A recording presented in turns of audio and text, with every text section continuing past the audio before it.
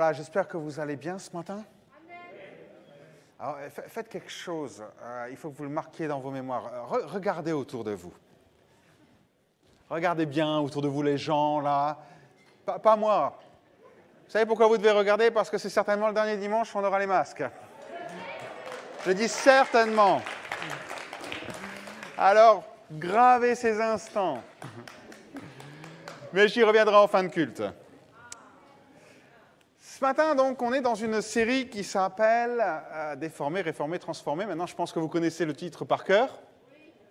Et on voit diverses choses qui peuvent déformer notre foi, notre manière de vivre les choses. On a vu des choses qui déformaient notre couple, on a vu des choses qui déformaient notre vie spirituelle, et aussi qui peuvent déformer notre Église.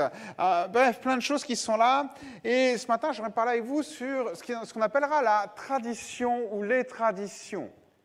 Si je devais vous poser peut-être cette question à chacun d'entre vous, est-ce que les traditions, c'est quelque chose de bien ou de pas bien? Alors déjà, rien qu'en posant cette question, je vous piège, parce que je vous laisse que deux solutions, alors qu'en réalité, c'est beaucoup plus complexe que ça, et c'est pour ça que ça nécessite de voir un peu, d'en parler. Mais comprenons bien que les traditions, plus une religion, si je peux dire, ou une église est ancienne, plus on aura de traditions. Et c'est vrai que nous, en tant qu'Église et même mouvement, on a à peu près 100 ans et on n'a pas tant que ça de tradition, mais on en a. Mais on en a au milieu de nous et on va voir un petit peu tout cela, on va étudier un petit peu tout cela et puis peut-être voir qu'est-ce que Dieu attend de nous au travers de ces traditions. Pour ça, j'aimerais commencer avec un passage dans Matthieu 15, les versets 1 à 9, un moment où Jésus a un échange au sujet justement de la tradition et avec des pharisiens et des scribes. Matthieu 15, versets 1 à 9, il est dit, voici ceci. Alors des pharisiens et des scribes vinrent de Jérusalem auprès de Jésus et dirent, « Pourquoi tes disciples transgressent-ils la tradition des anciens? Car ils ne se lavent pas les mains quand ils prennent leur repas. » Il leur répondit, « Et vous, pourquoi transgressez-vous le commandement de Dieu au profit de votre tradition? Car Dieu a dit, honore ton père et ta mère. Et celui qui maudira son père ou sa mère sera puni de mort. Mais vous, vous dites, celui qui dira à son père ou à sa mère, ce dont j'aurais pu t'assister est une offrande à Dieu, n'est pas tenu d'honorer son père ou sa mère. Vous annulez ainsi la parole de Dieu au profit de votre tradition. Hypocrite! Ésaïe a bien prophétisé sur vous quand il a dit « Ce peuple m'honore des lèvres, mais son cœur est éloigné de moi. C'est en vain qu'il m'honore en enseignant des préceptes qui sont des commandements d'hommes. » Donc, on s'aperçoit que donc, les disciples, les pharisiens viennent voir et Jésus et ses disciples disent « Pourquoi vous n'êtes pas lavé les mains avant le repas ?» Il y avait en fait tout un cérémonial, un rituel qui était là et où il fallait... se purifier, faire un rite de purification au niveau des mains. Et là, parce que nous, bien sûr, quand on lit ça, se laver les mains, ça nous semble évident, quoi. Bon, tout le monde ne se lave pas les mains avant de manger, c'est pas grave. Mais voilà, ça nous semble évident, on se lave les mains, voilà, avant de manger. Et ce qui se passe, c'est que, donc là, les disciples ne le font pas, mais pour des raisons religieuses, pas pour des raisons d'hygiène, comme nous, on pourrait le penser à notre époque. Et ça va même un peu plus loin. Alors Jésus leur répond, mais vous mettez la loi de Dieu, ce commandement qui est là, tu honoreras ton père et ta mère, voilà, et vous le mettez de côté. Pourquoi? Parce que et d'ailleurs c'est marrant, l'interprétation que Jésus donne de ce terme, honorer son père et sa mère, c'est aussi subvenir financièrement. Puisque Jésus leur dit, vous, quand vous pouvez les honorer au travers de finances, vous ne le faites pas parce que vous dites, mes finances sont réservées à Dieu, sont consacrées, donc je ne peux pas vous les donner. Et il dit donc, vous annulez un commandement par vos traditions. Et vous ne respectez pas les devoirs familiaux. Alors, qu'est-ce que c'est qu'une tradition? On va regarder un peu. Bon, vous savez, j'aime, quand je prends un mot ou que j'étudie par rapport à un mot, je regarde toujours le grec. Donc, les passages que je vais vous lire, même si je ne dis pas, c'est le même mot en grec. Il est peut-être traduit de diverses manières, mais c'est à chaque fois le même mot. Et le mot ici qui est employé, c'est paradosis, qui signifie, qui va être même traduit dans nos Bibles par tradition ou instruction. D'accord? Mais c'est le mot que Jésus a employé ici. Et en fait, on s'aperçoit que en latin, qui a donné en fait tradition, c'est le mot trader, qui veut dire transmettre. Si on veut dire ça, une tradition, c'est un héritage, une instruction qui nous a été transmise au travers du temps. Et qu'on continue, au fur et à mesure des années ou des générations, à mettre en place et à pratiquer. Alors, il y a dans la Bible différents types de traditions. Je ne sais pas si vous avez déjà relevé tout cela. Il y a des traditions qui ont pour origine les hommes. Paul le dira aux Colossiens, chapitre 2, verset 8. « Prenez garde que personne ne fasse de vous sa proie par la philosophie, par une vaine tromperie, s'appuyant sur la tradition des hommes, sur les rudiments du monde, et non sur Christ. » Donc ici, Paul parle aux Colossiens, et le mot c'est toujours le même, comme je vous le disais, et il parle de traditions qui ont été faites par des hommes. En gros, l'Église, je vais le dire comme ça, de Colosse, elle a une influence extérieure, et il y a des traditions qui se vivaient dans la société, dans la culture, qui se retrouvent au sein de l'Église. On va dire des philosophies, des manières de penser, et elles ne sont pas basées sur la parole de Dieu, elles sont juste basées sur ce qu'il y a autour, sur le vécu, l'expérience, des méthodes, des cultures.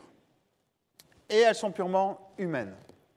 Celles-là, on va les mettre de côté, on peut les dénoncer, on peut les voir, oui, ok, mais on va les mettre de côté. Après, on a une deuxième tradition, c'est celle qui est d'origine biblique. Alors vous allez dire, celle-là, elle est bien, parce qu'on a le mot Bible dedans, donc oui et non.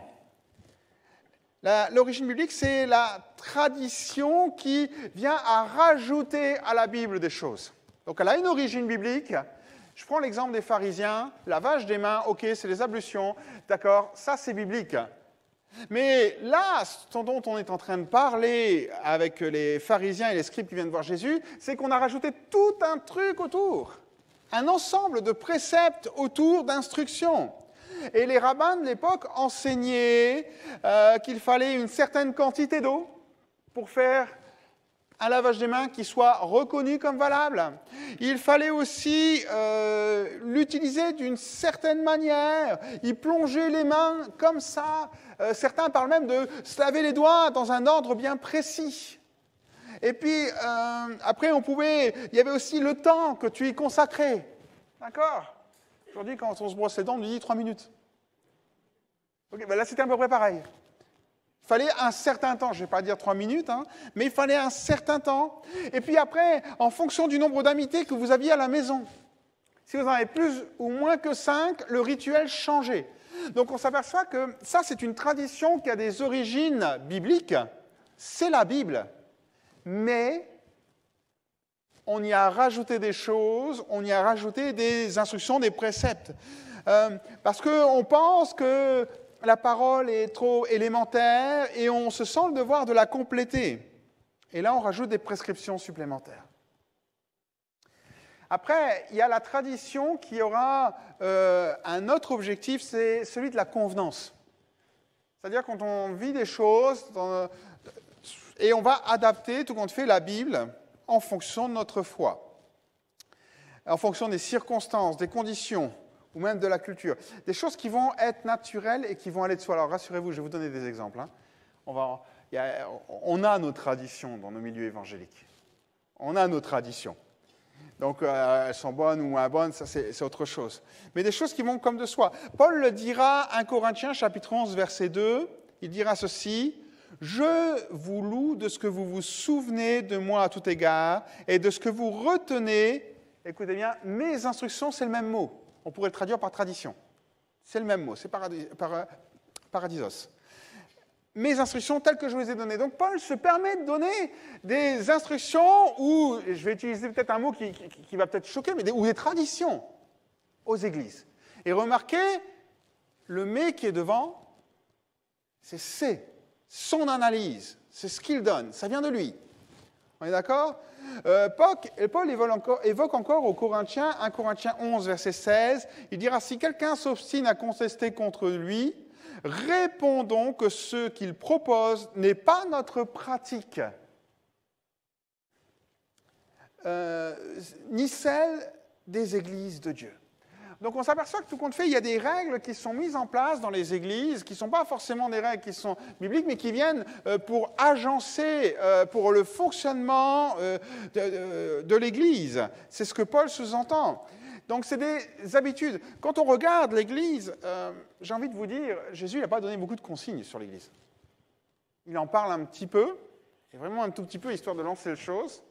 Il utilise un terme qui est ecclésia, qui est un terme grec. Souvenez-vous, c'est les responsables d'une cité qui siégeaient pour la direction d'une cité en Grèce, donc on appelait ça l'ecclésia, et il l'adapte à l'Église. Et là, on se dit, waouh, Seigneur, mais qu'est-ce que tu en fais? Et tu prends un terme que tout le monde a l'habitude de connaître dans l'Empire romain, tu le ramènes. Et puis, on en reste presque là. Jésus dit qu'il doit juste bâtir son Église.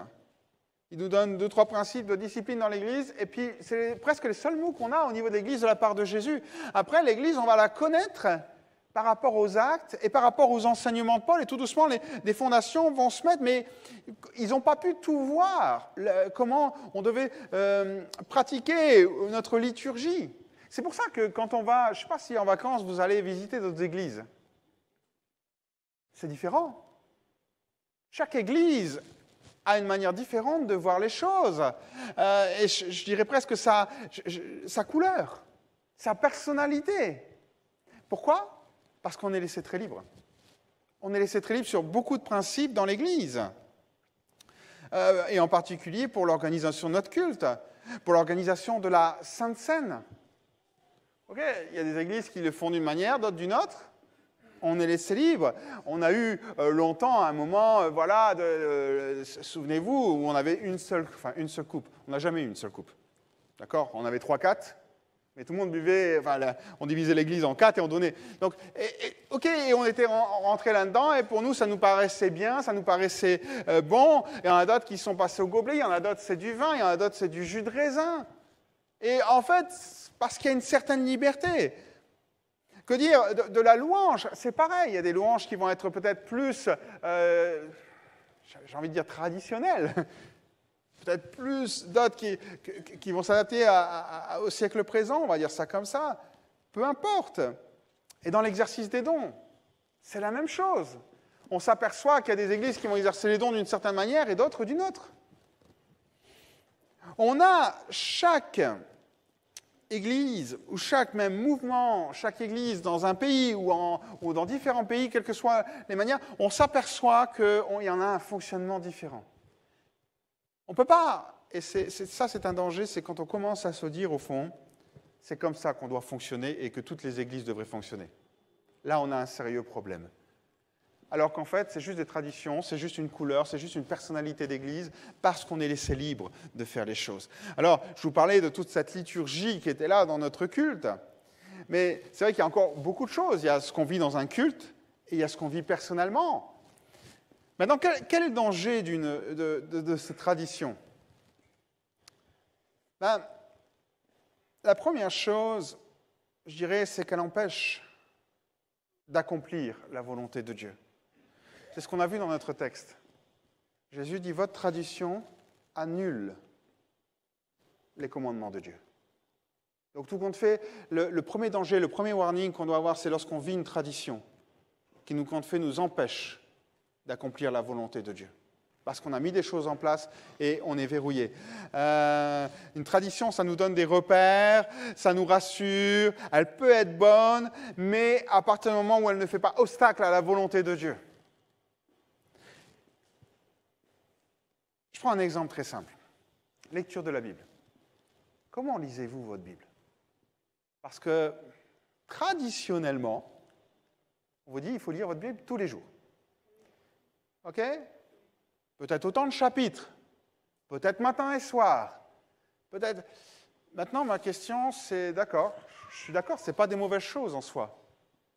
Mais si ce qu'on vient de dire là, parce que tout compte fait, c'est une tradition, bibliquement parlant, il n'y a rien qui est précisé sur la manière, ou la fréquence, ou même la lecture de la Bible, parce qu'à la limite, ils n'en avaient pas à l'époque.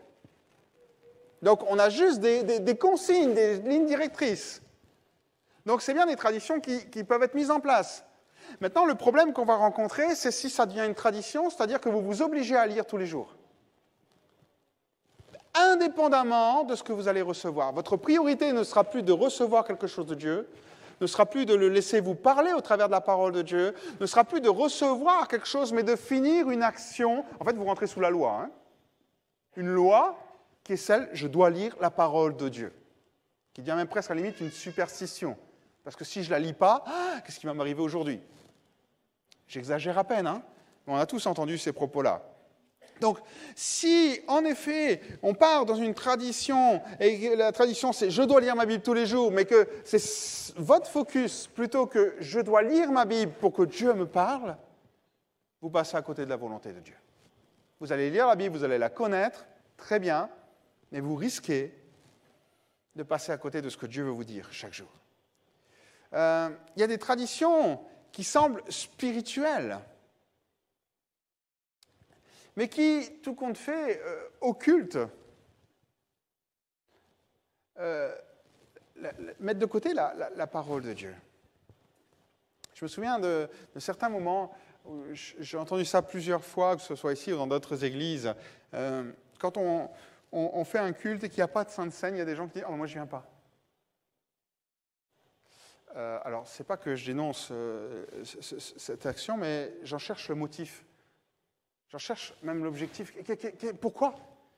Ça veut dire que le culte sur Sainte Seine n'est pas un culte? Sachant que tout compte fait, la Sainte Seine, si on regarde dans la Bible, aussi on est très large. On peut trouver tous les arguments pour la faire tous les jours, comme on peut trouver tous les arguments pour la faire une fois de temps en temps. Et elle est laissée, tout compte fait, à notre juste appréciation du fonctionnement. Et c'est ça. Et là aussi, une tradition peut occulter tout le reste. Si le focus, un dimanche matin, c'est juste la Sainte Seine, on passe à côté de la louange, on passe à côté de l'enseignement, on passe à côté de ce que Dieu veut nous dire, on passe à côté de tout le reste. Donc, les traditions, même aussi spirituelles peuvent-elles être, elles peuvent tout simplement nous occulter ce que Dieu veut pour nous. Et maintenant, là, encore une autre chose, le danger, c'est quelle autorité on lui accorde. Quelle autorité y a-t-il à la tradition? Si la tradition commence à être au-dessus de la parole de Dieu, là on a un problème aussi.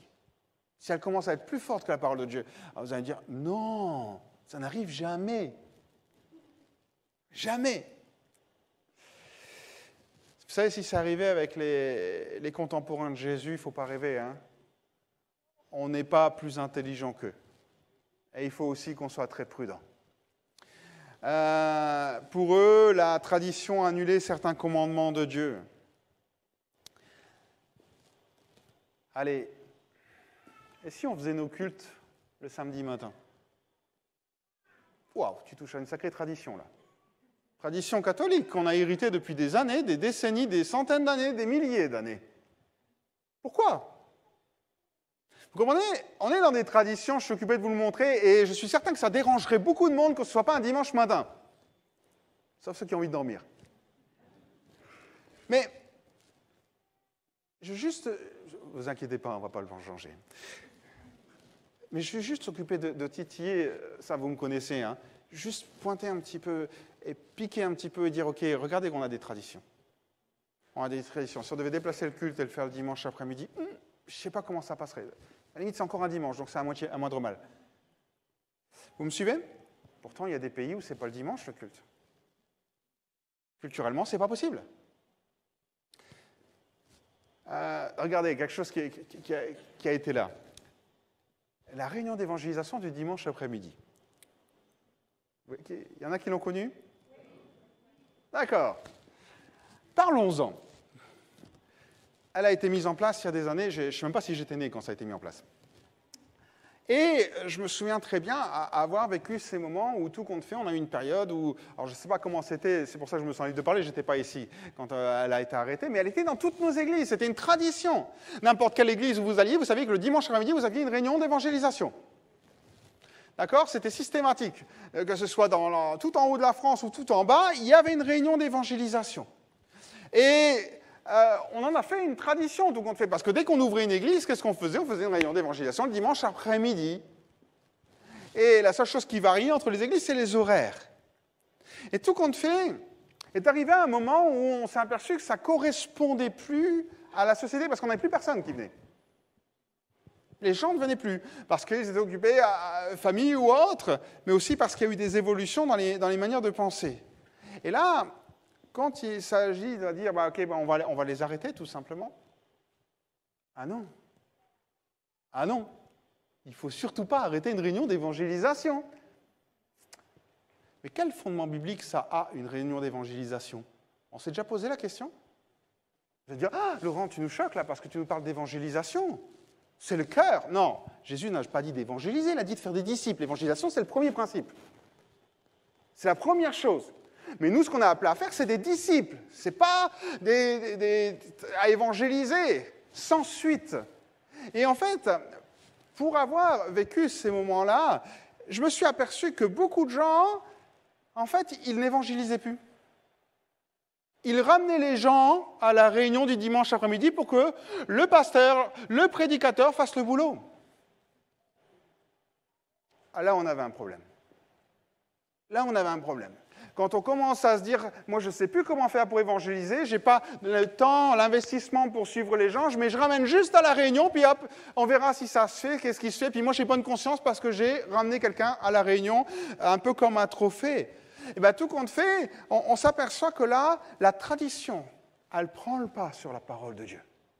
La parole de Dieu qui nous invite à rentrer en contact avec les gens, à les amener à l'Évangile par des relations, par des discussions, par des prières, à les suivre, à les accompagner. Ça a été une très belle chose, les réunions d'évangélisation. Il y en a qui sont venus dedans. Ça a été une période. Mais après, il arrivait un moment où tout simplement, il fallait se poser la question, est-ce que vraiment, on n'a pas perdu quelque chose dans l'essence même de ce qu'on doit faire? On ne s'est pas reposé sur une tradition. Et on ne l'a pas perdu, je vous rassure tout de suite. Mais à ce moment-là, pour moi, je m'en souviens très bien parce que c'est les réflexions, on dit « Ah, on n'évangélise plus maintenant ». J'avais un problème parce que j'avais envie de répondre aux gens, c'est pas on n'évangélise plus, c'est parce que toute l'évangélisation, on posait sur le prédicateur qui allait prêcher, quoi. Donc, non, il y a un moment où la parole de Dieu doit être au-dessus des traditions. Ça va? Je ne vous choque pas trop? Bon, je peux continuer. Il y a quelque chose qui est assez intéressant, c'est l'épître aux Galates. Paul s'adresse aux Galates, et vous savez qu'il parle, dans l'épître aux Galates, il parle de toute la loi, et il fait une comparaison entre la foi et la loi, la pratique des œuvres, et puis la vie par la foi, la prédication de la foi quand il l'appellera. Et ce qui est surprenant, c'est qu'on a le sentiment, dans Galates 1, verset 14, qu'il associe la tradition avec les œuvres de la loi. Écoutez bien ce qu'il dit. Galates 1, verset 14. Lorsque j'étais encore juif pratiquant, donc j'ai pris dans Parole vivante, je dépassais la plupart de mes coreligionnaires en dévotion enthousiaste et en zèle pour la piété juive. Jalousement attaché aux traditions, donc c'est toujours le même mot ici, ancestrales. J'étais un partisan acharné du judaïsme et je voulais surpasser tous mes compatriotes par mon ardeur religieuse. Donc Paul se présente, bien qu'ils le connaissent, mais il parle un peu de qui il est. Il dit voilà, je m'appuyais sur les traditions. Plus que la plupart de mes contemporains et de tous ceux qui étaient dans le mouvement des pharisiens. J'avais un zèle excessif. Et vous savez ce que ça lui a apporté, le zèle excessif pour la tradition? Persécution. C'est quelque chose que je mets en parenthèse, mais on y reviendra après. Et il dit, j'y connaissais mieux les traditions que tout le monde. On sait que Paul a été touché sur la route de Damas. Il a une révélation de Dieu, et tout ce qu'il avait connu s'est mis de côté. Toutes ces traditions, il les met de côté. Et maintenant, on a le sentiment, lorsqu'on lit l'Épître aux Galates, qu'il est occupé de leur dire que la tradition, la pratique de la loi juive sont absentes de son enseignement. Ça vous choque peut-être, mais pas parce qu'il est ignorant de ces choses-là, mais parce qu'il a choisi de s'appuyer sur la grâce. Il est occupé de dire « je sais mieux que personne ce que c'est qu'une tradition. Je les appliquais mieux que personne. J'étais tellement zélé pour ça que je persécutais l'Église. Mais aujourd'hui, je préfère m'appuyer sur la grâce et je reconnais que c'est ce qu'il y a de mieux. Et il va enchaîner, parce que bien sûr, les Galates, ceux qui habitent en Galatie, ils sont occupés de revenir sous la loi. Il y a eu des enseignements qui sont venus et ils se mettent sous des lois et sur des instructions, on va le voir ensemble, qui sont là et qui les emprisonnent, tout compte fait. Et Paul est occupé de dire, mais j'étais pire que vous. Et pourtant, je ne voulais pas enseigner. J'étais pire que ceux qui viennent vous enseigner et je ne voulais pas enseigner. Parce que ce n'est pas ça le vrai évangile. Paul reprend une expression qu'il n'y a que lui d'ailleurs qui prend dans la Bible, c'est les œuvres de la loi. Il prend cette expression, elle est 2 fois dans l'Épître aux Romains et 5 fois dans l'Épître aux Galates. 5 fois dans l'Épître aux Galates. Et cette expression, lorsqu'on regarde les théologiens, ils la définissent comme suit. L'expression est utilisée pour désigner ce que le judaïsme rabbinique appelle l'interprétation de la loi mosaïque telle qu'elle devait être observée. Ok, donc c'est l'observation des lois. Et tout ce qu'on rajoute à côté. Et Paul utilise plusieurs fois cette expression. Il dira, première fois, Galates 2, verset 16, « Néanmoins, sachant que ce n'est pas par les œuvres de la loi que l'homme est justifié, mais par la foi en Christ, en Jésus-Christ. Nous aussi, nous avons cru en Jésus, afin d'être justifiés par la foi en Christ et non par les œuvres de la loi, parce que nulle chair ne sera justifiée par les œuvres de la loi. » La première chose qu'il dit, c'est que ces œuvres de la loi, ce qu'on peut dire aussi ces traditions, comme vous voulez, elles sont un frein pour rencontrer Dieu. Elles sont un frein. Je ne veux pas dire qu'il n'y a pas de règles, il n'y a pas de choses à observer dans la Bible. Je parle toujours des traditions, je parle de la Bible en elle-même. Hein. On est bien d'accord là-dessus, mais les traditions, je vous ai montré qu'on en met plein. Et encore, je pourrais vous en citer. On met des traditions vestimentaires. Et on en a mis dans nos milieux. Hein. Je discutais tout à l'heure avec quelqu'un, les plus anciens qui sont là depuis des années, la femme ne pouvait pas porter de pantalon. Qui s'en souvient ? D'accord, vous êtes nombreux ? Vous n'osez pas lever la main, surtout pas moi. Enfin. Mais c'est ça, il y a eu des traditions vestimentaires, il y a eu des traditions qui étaient là, même la tradition de prier chacun son tour. Il y a des endroits dans la Bible où on prie chacun son tour, des moments où on prie tous ensemble. On ne peut pas en faire une tradition, les deux sont bons. Et donc, on s'aperçoit qu'elles sont un frein pour rencontrer Dieu. C'est comme si Paul disait, voilà, si vous basez votre vie chrétienne sur des traditions, sur des interprétations, des instructions par rapport à comment vous devez faire votre vie, alors vous allez avoir une mauvaise fondation. Vous ne pouvez pas construire votre salut là-dessus, vous le construisez sur la grâce. Si vous le construisez là-dessus, sur un ensemble de choses, de rites à faire. Allez, j'en prends encore un.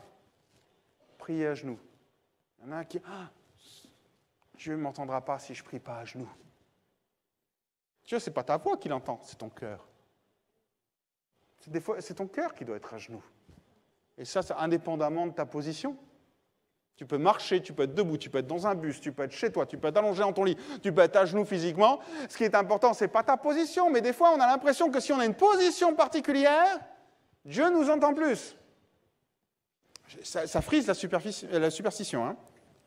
Donc, on ne doit pas construire sur des choses comme ça, mais on construit sur le salut par la grâce. Et si on commence à devoir vivre notre foi en respectant toute une foule de traditions, alors on sort de la grâce. On se met déjà une culpabilité sur nous avant même d'avoir été plus loin. Je ne veux pas dire qu'on est libre de tout faire, hein. Ce que je suis occupé de vous expliquer, c'est que ce qui est le plus important, c'est notre relation avec Dieu. Pourquoi ? Parce que de notre relation avec Dieu, il va bousculer notre cœur et de là vont venir les actions.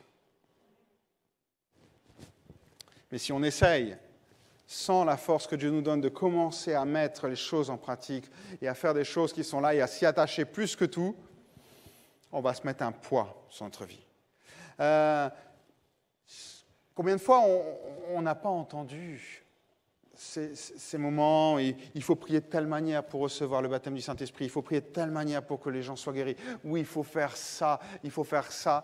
Et tout compte fait, Paul le dira toujours dans l'Épître aux Galates, Galates 3, verset 2, « Voici seulement ce que je veux apprendre de vous. Est-ce par les œuvres de la loi que vous avez reçu l'Esprit ou est-ce par la prédication de la foi ?» Ou, 3 versets plus loin, Galates 3, verset 5, « Celui qui vous accorde l'Esprit et qui opère des miracles parmi vous, le fait-il donc par les œuvres de la loi ou par la prédication de la foi ?» Et des fois, on pense qu'on va plus recevoir de bénédictions parce qu'on a fait certaines choses. Faux. Faux. Je reprends un exemple. Il faut que tu pries 1 heure par jour, ou une demi-heure. Et on va mettre le focus sur le temps, mais pas sur le contenu, ce qui émane de notre cœur dans la prière. Il vaut mieux prier 10 minutes avec un cœur qui déborde et qui est enthousiaste pour Dieu que de prier 2 heures parce qu'il faut qu'on remplisse un chrono. Vous me suivez un peu dans tout cela ? J'exagère, hein, bien sûr, vous prenez la juste mesure dans tout ce que je dis. Hein. Voilà, mais l'action de Dieu, le problème, c'est quand on arrive à ce genre de choses, c'est que l'action de Dieu est dépendante de ce qu'on fait. L'action de Dieu est dépendante. Parfois, j'ai entendu « moi, je veux venir à l'église parce que je veux que Dieu bénisse ma famille ou que Dieu agisse. » Est-ce que l'action de Dieu est dépendante? Alors, je ne dis pas que vous ne devez pas venir, hein, mais est-ce que l'action de Dieu est dépendante de ce que nous allons faire ou c'est de la grâce? Sommes-nous sous la loi ou sous la grâce?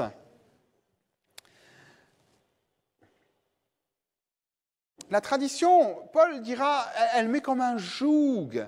Galates 5, verset 1, c'est pour la liberté que Christ vous a affranchis. Demeurez donc fermes, ne vous laissez pas mettre de nouveau sous un joug de servitude. Focalisons-nous sur notre relation avec Dieu. Et là, il y a des clés très claires. Là, il y a des choses très claires. Ce qu'on doit vivre et ce qui va se découler autour, c'est le fruit de l'Esprit. Il va déborder de nous. Et bien sûr, ça va se voir dans nos actions. Le problème, c'est que parfois, si on commence à vivre avec les traductions, avec les instructions, et qu'on commence à être là et on dit « Ok, on va tout mettre en place, on va mettre quelque chose de très carré dans notre vie », Paul le dit, on vit sous un joug, on a une rigidité, on peut avoir des belles prières, on peut avoir des belles choses qui sont presque d'ailleurs, j'ai envie de dire, pas naturelles. Parce qu'on sent très bien que c'est plus, je ne vais pas dire une récitation, mais quelque chose qui est là, qui sort, qui doit être dit, plutôt quelque chose qui est un élan du cœur. Et c'est dangereux. Ça nous freine dans notre marche chrétienne. Paul le dira encore aux Galates, Galates 5, verset 7, « Vous couriez bien !» Je vous avais donné des bonnes bases sur la grâce, la parole de la foi, la prédication de la foi, et vous couriez bien. Je ne dis pas vous marchiez bien, hein. Vous couriez, waouh! Qui vous a arrêté pour vous empêcher d'obéir à la vérité? Le fait de se mettre dans un ensemble, de s'enfermer dans les traditions, peut nous amener aussi à freiner notre marche chrétienne. Je dis, les traditions ne sont pas mauvaises en soi. Je le répète, les instructions ne sont pas mauvaises en soi. Tout dépend de ce qu'on en fait, quelle place elles prennent dans nos vies. Si elles passent au-dessus de la parole de Dieu, si elles deviennent un poids, un fardeau pour nous, si elles sont culpabilisantes, si elles sont le seul objectif à atteindre, alors on a un problème. On a un problème. La tradition amène la confusion. Dans l'Épître aux Galates, toujours. Galates 2, versets 11 à 14, un épisode que vous connaissez certainement. Ce moment où Céphas vient à Antioche pour rendre visite à l'église d'Antioche. Il est dit au verset 11, « Mais lorsque Céphas, donc Pierre, comprenez, vint à Antioche, je lui résistai en face, parce qu'il était répréhensible. En effet, avant l'arrivée de quelques personnes envoyées par Jacques, il mangeait avec les païens. Et quand elles furent venues, il s'esquiva et se tint à l'écart par crainte des circoncis. Avec lui, les autres Juifs usèrent aussi de dissimulation, en sorte que Barnabas même fut entraîné par leur hypocrisie. Voyant qu'il ne marchait pas droit selon la vérité de l'Évangile, je dis à Céphas en présence de tous, « Si toi, qui tu es juif, tu vis à la manière des païens et non à la manière des Juifs, pourquoi forces-tu les païens à se judaïser ?» Les Juifs avaient déduit, parce que là on est dans des traditions, ce que Pierre est en train de mettre en place, c'est des traditions. Ils avaient déduit, d'après Lévitique 11, Et d'après Deutéronome 7, les versets 1 à 7, on ne va pas les lire, ils avaient tout simplement déduit certaines règles.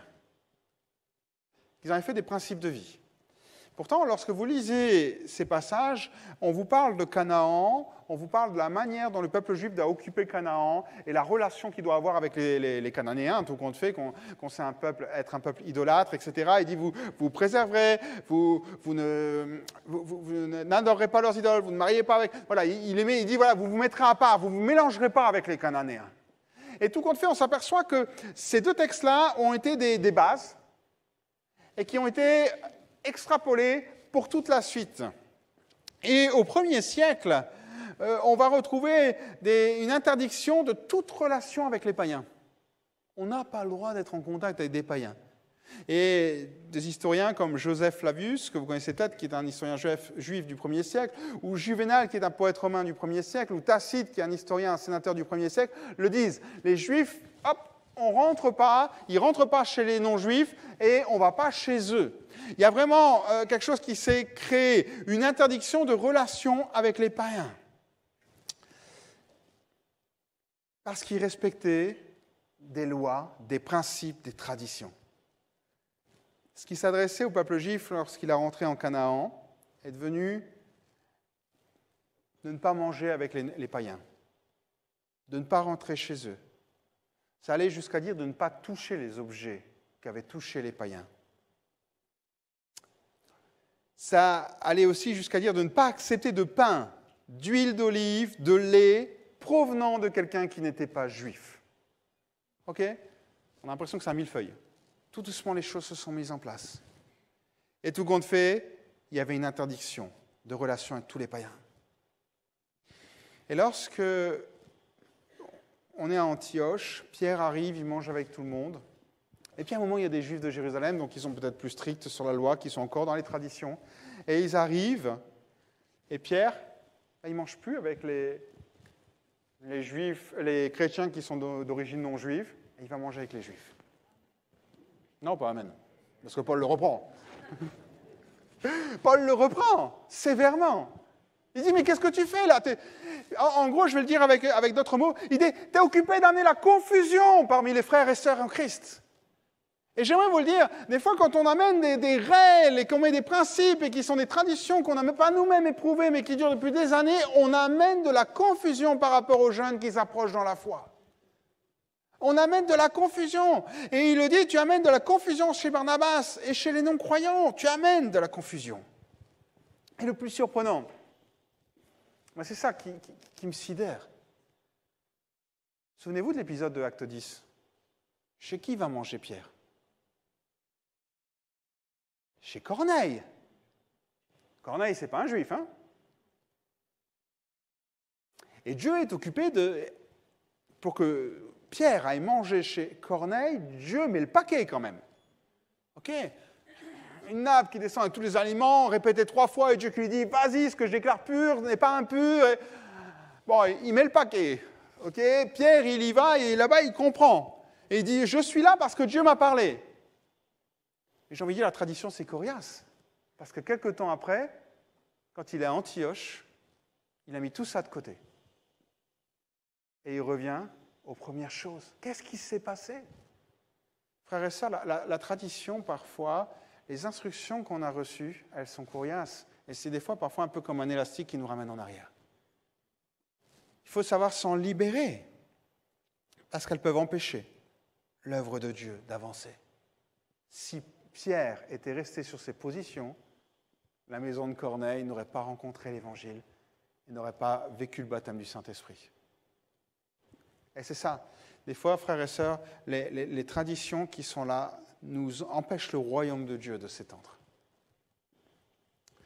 Alors, je ne vais pas être plus long, je vais conclure très rapidement sur tout cela. Vous avez bien compris, hein, la tradition, ce n'est pas quelque chose de mauvais en soi. On vit des traditions, on a des traditions vestimentaires, on a des traditions dans la liturgie, on a des traditions dans notre vie de tous les jours, dans notre communion fraternelle. Allez, encore une autre tradition, le saint baiser. Quand on vient à l'église, bon, pas en ce moment, depuis 2 ans, je sais que vous êtes privés là, mais vous faites ça aussi à votre boulot, vous faites un bisou à tout le monde ? Non. Donc c'est vraiment une tradition de chez nous, quoi. On est la famille de Dieu. Bon, soit. C'est pas mauvais en soi, mais dans ces moments de pandémie, on va le mettre de côté. La tradition n'est pas mauvaise tant qu'elle sert les intérêts du royaume. Il faut avoir le courage de la remettre en cause parce que les temps ont évolué, l'Église a évolué, la culture a évolué, ça va la remettre en cause. Était-il adapté à une période? Et certainement, si ça a été mis en place par des anciens, des aînés, c'est que c'était adapté, c'est qu'il fallait le faire. Mais est-elle encore adaptée aujourd'hui? C'est à nous d'y réfléchir et de voir ces choses-là. Le danger, c'est que lorsqu'elle vient prendre autorité au-dessus de la Bible, tout compte fait, qu'est-ce qui se passe? Elle nous asservit, elle devient un poids, une culpabilité, elle devient même un frein qui nous empêche d'avancer et d'aller de l'avant. Tout compte fait, peut-être qu'il faut qu'on s'interroge. Lorsque la tradition favorise les apparences et plus le cœur. Lorsque la tradition vient à nous montrer sous un jour que tout compte fait, notre cœur ne vit plus, que notre cœur ne manifeste plus. Souvenez-vous ce que Jésus a dit aux pharisiens, et je conclus sur ce verset, Isaïe 29, verset 13. Jésus l'a cité. Et Isaïe 29, verset 13 dira ceci, « Quand ce peuple s'approche de moi, il m'honore de la bouche et des lèvres. Mais son cœur est éloigné de moi, et la crainte qu'il a de moi n'est qu'un précepte de tradition humaine. » En fait, le peuple d'Israël respectait Dieu, mais sur la base d'instructions, de traditions, de préceptes, mais plus avec son cœur. Lorsque notre seule manière où on peut dire « Seigneur, je veux te montrer que je t'apprécie en suivant tout un ensemble de choses, de lois », on a un problème, frères et sœurs. J'ai presque envie de dire on a mis la charrue avant les bœufs. Ce qui devrait être avant tout, c'est notre cœur. Et ces préceptes, ces instructions, aussi bons soient-ils, viendraient naturellement. Parce qu'on vivrait quelque chose dans notre cœur. Et c'est exactement ce que dit Jésus. Ils s'approchent de moi, ils ont des apparences, ils m'honorent de la bouche, ils m'honorent des lèvres, mais tout compte fait, ce que Dieu dit, ouais, ça je le vois et tout le monde peut le voir. Et moi ce que je vois, c'est leur cœur. Et leur cœur, il n'y est pas, quoi. Leur cœur n'est pas là. Il est éloigné. Et la seule manière qu'ils ont trouvé pour me montrer du respect, c'est des traditions humaines. Ce que Dieu attend de nous, c'est un élan du cœur. C'est un élan du cœur. La spontanéité. On dit Seigneur, waouh. Vous savez, un peu comme les enfants, quand ils sont petits, ils sont très spontanés. D'accord? Et ils sont capables de vous courir dans les bras. Waouh. J'ai envie de dire, on est ses enfants, c'est ce que Dieu attend. Et parfois, on est retenu sur qu'est-ce qui va se passer, comment les gens vont le prendre, etc. Ce matin, on peut se poser peut-être la question, et ça va être le sujet peut-être de la réflexion que je vais vous amener. Est-ce qu'il y a des choses qui régissent plus votre foi que simplement votre relation avec Dieu? Est-ce qu'il y a des choses qui conditionnent votre foi? Est-ce que j'en ai cité quelques-unes, et j'espère que le Saint-Esprit vous en a peut-être mis d'autres sur votre cœur, mais est-ce qu'il n'y a pas, au fond de nous, et je pense qu'on peut tous se tenir devant Dieu et peut-être déjà juste baisser les yeux, les regards et réfléchir pendant que j'introduis ce moment. Après, je laisserai un temps de silence, mais juste se dire au fond, est-ce qu'il n'y a pas des choses sur lesquelles je m'appuie, qui sont des instructions, je ne parle pas de la Bible, je parle vraiment de choses qui ont été rajoutées, on a vu les différentes origines qui peuvent être là. Est-ce qu'il n'y a pas des choses qui ont pris plus de place que ma relation? Est-ce qu'il n'y a pas des choses sur lesquelles je m'appuie plus que de vivre quelque chose de fort, de sincère, de vivre un cœur à cœur avec Dieu? Alors ce matin, je voudrais laisser juste quelques instants de silence et qu'on puisse tous s'examiner. Après, je vais prier et on va juste prendre un temps de louange et laisser juste le Saint-Esprit peut-être venir nous éclairer et nous montrer les choses. Alléluia, juste un temps d'introspection, chacun pour notre part. Aide-moi, Seigneur, à avoir une relation vivante avec toi, un cœur à cœur. Et viens m'aider à bannir tout ce qui est tradition, tout ce qui est instruction.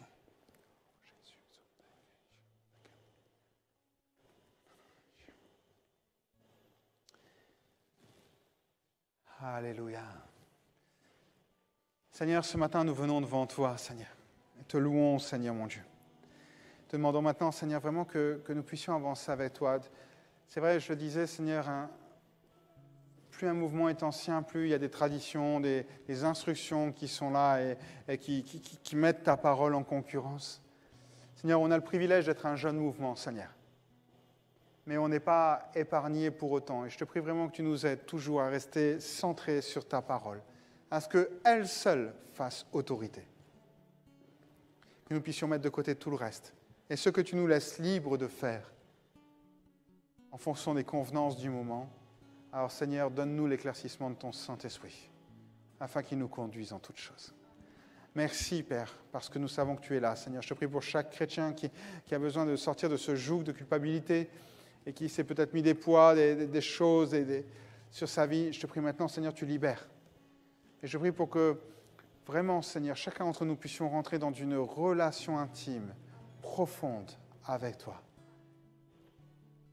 Cette relation qui va gérer, diriger notre vie. Merci pour tout ce que tu fais, Seigneur Jésus. Merci pour ta gloire, Seigneur Jésus. Que toute la louange soit à l'Éternel.